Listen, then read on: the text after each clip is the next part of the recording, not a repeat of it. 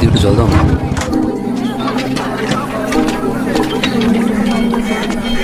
కీసాలు ఇలా ఎండలో కూర్చొని అందరు నీళ్ళు అడిగే బదులు నువ్వు వెళ్ళి పట్టుకోవచ్చు కదా.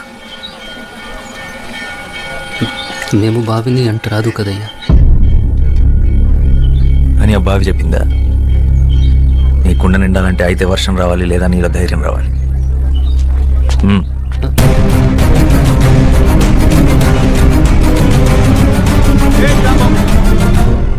ఆడు పంచముడు, ఆడెలా బావిని ముట్టుకుంటాడు అంటే కింద జాతివాడు.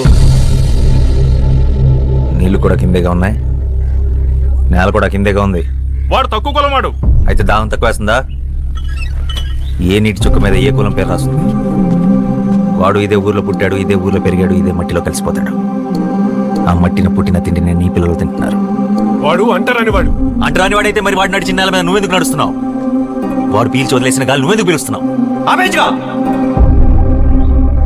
నేలకి, గాలికి, నీటికి బతికించే గుణం ఉంటుందే తప్ప హింసించే కులం ఉండదు. ఆయన కులం కాళ్ళు పట్టు కూర్చోడానికి. ఇది ఋగ్వేదం కాదు, స్వాతంత్ర భారతం. ఓహో, దిగొచ్చాడు అంబేద్కర్.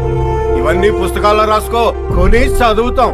రేయ్, నువ్వు గనక బావిని ముట్టుకున్నావో నీ గుడిసెలు కాల్చి నీ చర్మము ఒలుస్తాం. వద్దు బాబు, నాకు నీళ్ళొద్దు, ఏమొద్దు, మేము పో.